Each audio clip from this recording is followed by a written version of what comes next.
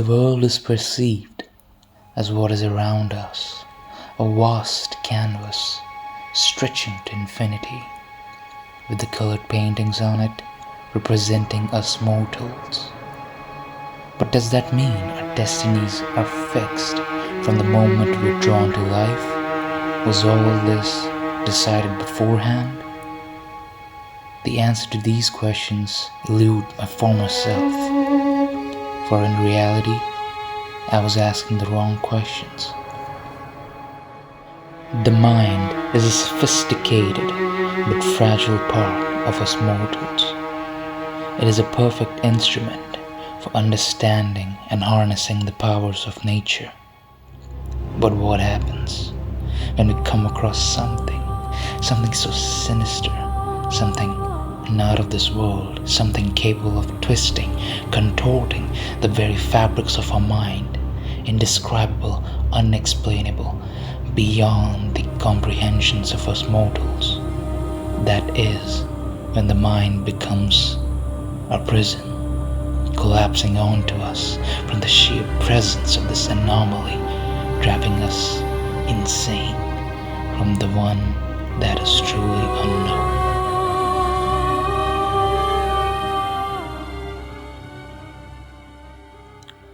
The world is not how it used to be. This all changed since the crucifixion of the Christ in 0 AD, which marked what we demon hunters call as the shattering of the veil. This allowed the One to make not so much of a connection, but a touch, a mark of its existence onto humanity. The oldest illicit records suggest the necrosis began on Friday, the first day of 0 AD. The skies attained an unfathomable hue to which no one could gaze upon, and if anyone dared to do so, would gouge their own eyes with their bare hands, consuming it, enriching their bodies with the image of the unsurmountable knowledge that they themselves may not comprehend, and from it arose something sinister.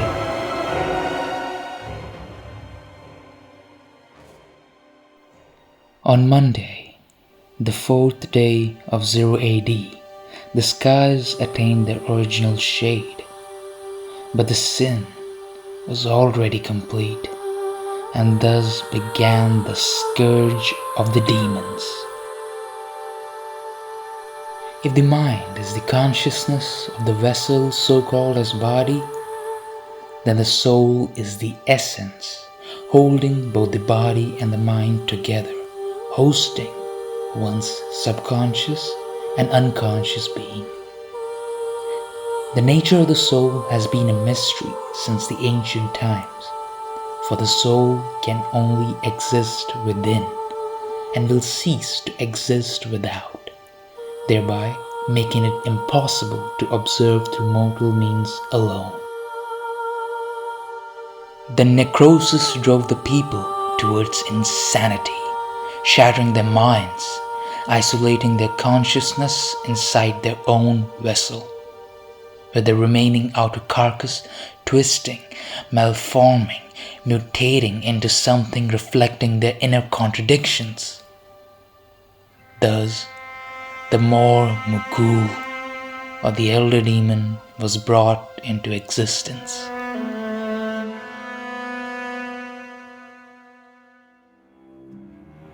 This creature, if you can even call it one, was truly hideous, for its true form can never be revealed, as it continuously contorted into forms more sinister than the previous one. But only three things were common in most of them. First was a sense of lunacy, devoid of any humane emotions and highly erratic behavior. The second were its eyes, for the eyes are the windows to one's soul, thereby revealing the evil within, evil as perceived by us mortals. These eyes remained shut and were opened only in the presence of large groups of humans. This was the true power of the elder demon, for anyone brave enough to look at it would become mad, losing oneself, becoming insane and mesmerized by it at the same time. For in turn, the person would start moving towards the eye like a moth to the flame and unto its demise. The third was a Mormogul's ability to create new demons from an individual. The methods involved are still unknown, for its eyes were always open during the process. It can spawn up to 100 demons from a single individual. These were called as the Skarmagul, or the lesser demons, with the first being the weakest and the 100th being the strongest of the Skarmagul. These lesser Moguls cannot further spawn more demons and were nowhere as hideous as its creator. But what was lacking in quality was made up by quantity. The horde started to ravage and devour the world, for this was something mankind had brought upon themselves for killing Jesus, the person who might be a key, a veil shielding us from the infinite horrors of the cosmos. But hope was not yet lost, for it was the beginning of the holy organization of the Church. The Church began to reaffirm the teachings of the Christ and formulated the Bible, the God and the Devil. The fictitious characterization began with the intent of restoring humanity's faith and reducing the psychosis-inducing effects of the horde. This was the advent of Christianity into the lives of people. The Church proclaimed the evil and the horrors in the world as an act of Satan. Do not be overcome by evil, but overcome evil with good. Chapter 12, verse 21. They personified the devil as evil and God as light, our Holy Father, guiding us in these dark times. This movement inspired hundreds and thousands of the remaining survivors, instilling courage, and this spark ignited the flames in their hearts.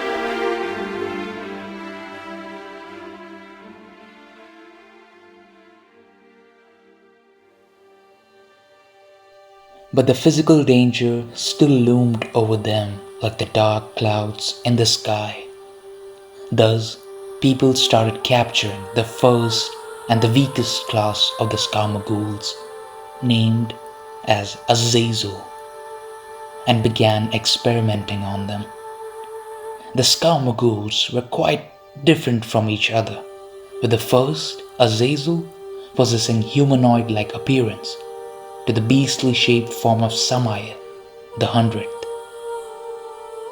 The weakness were the eyes, for one needs to pierce the soul through the window revealing it.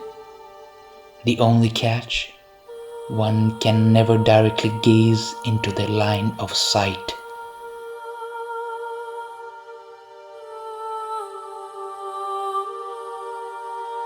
With humanity still hiding underground and in the tunnels which they built, experimentations continued for decades along with the training of people.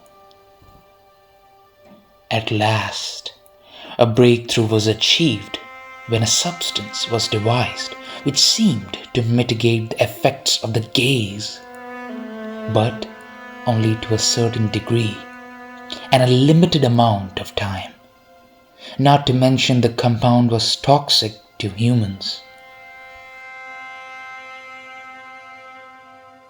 After the effects wore off, the refractory phase lasted up to a maximum of several days, depending upon the dosage So, a high dose was ill-advised, and the compound itself should not be taken during the refractory phase, as it can cause the person to enter into a state of coma, which effectively meant death on the battlefield.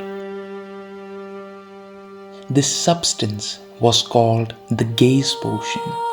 The side effects of the potion are only known due to the human experiments that the church performed on the ones not willing to accept the faith of Christianity. This compound completely changed the faith of mankind and led to the birth of a specialized faction within the church that would lead us to win the war. This was the birth of the demon hunters.